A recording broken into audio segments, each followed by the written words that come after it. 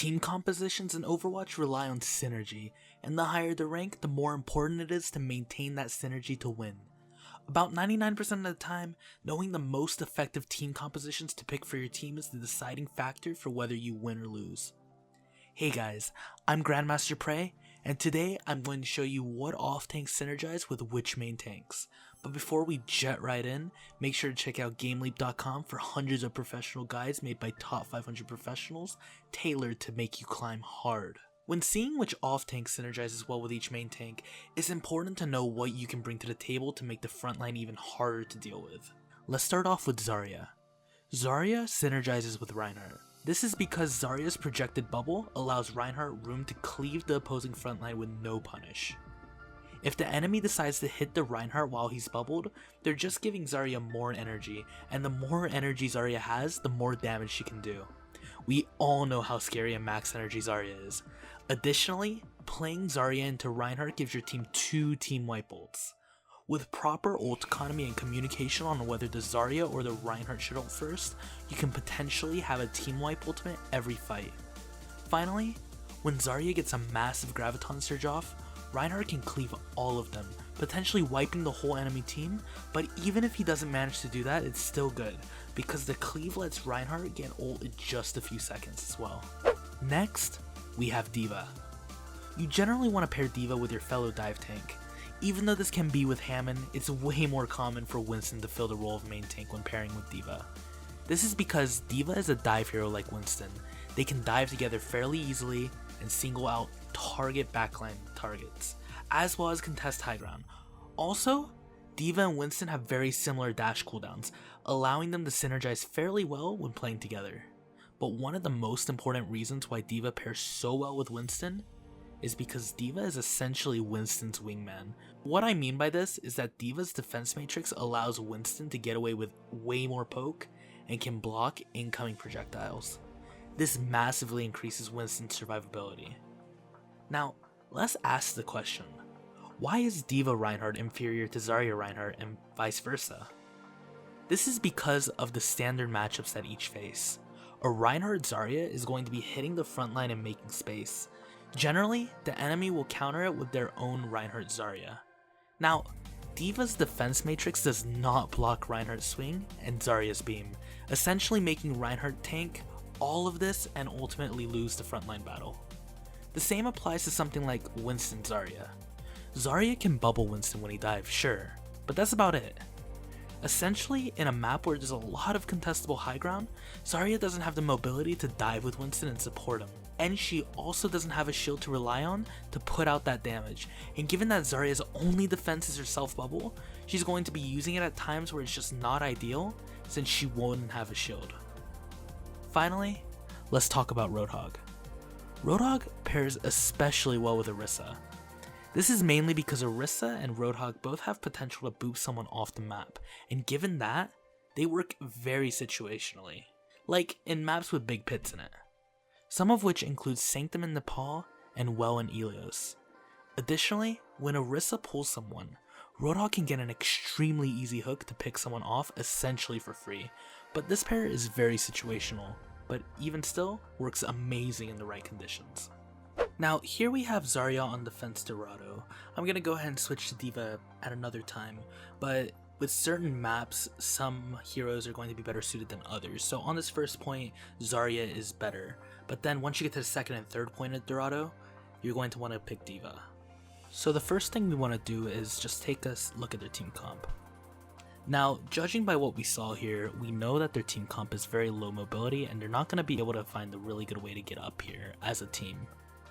And you might be asking yourself why we didn't contest on high ground, and the answer behind that is because they have a very turtly comp, but they also have Lucio, so they can speed into us if we're out of position and just wipe us because of that.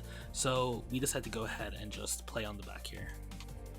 Our Reinhard charges in here, and I called my team to go ahead and make sure this guy's safe. So because of that call, he's getting healed by Ana, he's getting Zenyatta healed, he got my bubble, and because of that he was able to survive even though he put himself in such a bad place.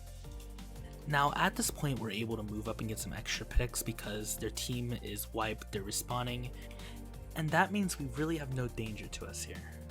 So we take that to our advantage and push up. Now at this point you need to ask yourself, what ultimates does the enemy have? More specifically, what ultimates does Reinhard and Zarya have in a case like this? And so because of that first fight, we won it super hard.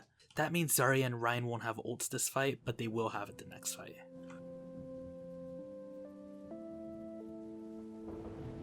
When you're playing off tank, especially Zarya, you want to keep an eye on not just your Reinhard and your front line, but you also want to turn around and see what's going on in your back line. So because I made the mistake of just chasing for absolutely no value, our Zenyatta died when I could have bubbled him.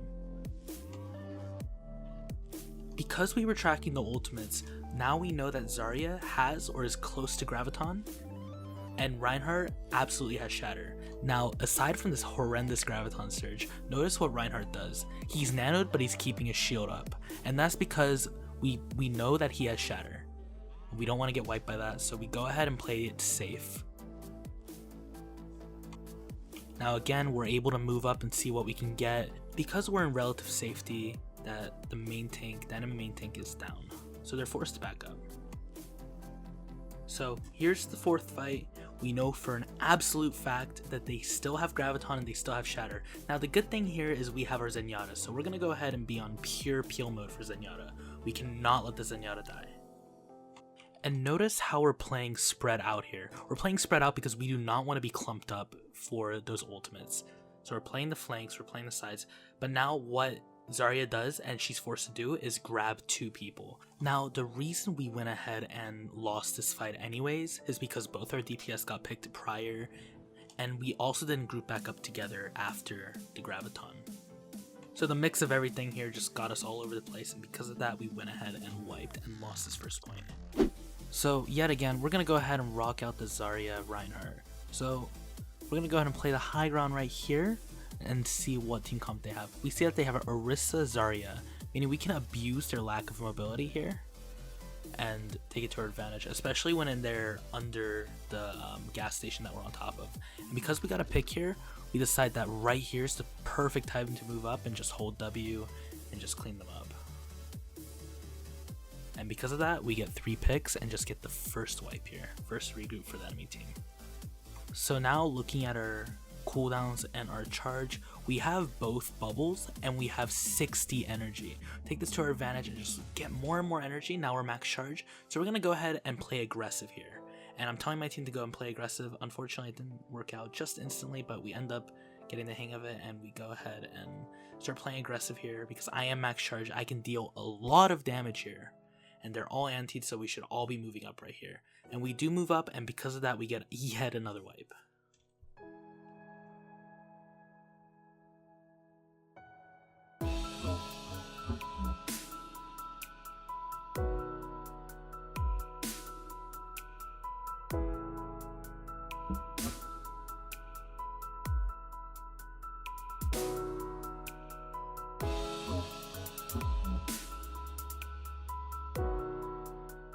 Now, yet again with the ult tracking, you need to ask yourself, what does the enemy team have? What we're really worried about here is the Grav. Now, here's my mistake. Given that we lost somebody, I decided to Grav here when we were at a complete disadvantage. And this would be fine and all, but what happens here is that I get in the way of the nano boost, and because of that, Reinhard dies and we fail. The reason why me getting nano boost instead of the Reinhard was so bad is for a few reasons. 1, Reinhard is our frontline. We need him to live. 2, Reinhard has that cleave damage and he was in like the close range to be able to just smack them. And finally, well, I don't have cleave damage. So with all those factors, just nano wasn't right for me. But if the nano did go to Reinhard, I guarantee we would have been able to win this. And just to wrap things up, let's go ahead and check out D.Va on Oasis. So, of course I'm pairing it with a Winston here, but the first thing we want to do is take control of that high ground on the left. So that's exactly what we intend to do. And Winston misses his jump unfortunately, and you don't want to be here without your Winston. You don't want to contest high ground alone as D.Va. So we give it another try when Winston gets his jump back. And because of that, we go ahead and take high ground. Now, at this point, we see that the Hanzo is caught out of position. So I get the free pick on him, and then being the genius I am, I wake up to Winston.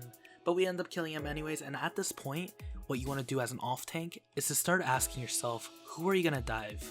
So I'm making the call to kill the Brigitte, and then finally the Widowmaker. But Winston was asleep, but that's fine, we went ahead and won anyways. And a very, very important side note, as the off tank, especially D.Va, you want to be really telling and communicating with your team who to go on. So one easy way to start doing this is if you see somebody out of position, go ahead and just spam on the mic, D.Va, D.Va, D.Va, D.Va, or Hanzo, Hanzo, Hanzo, Hanzo. This is how the pros do it. It's very effective and it's very easy to do.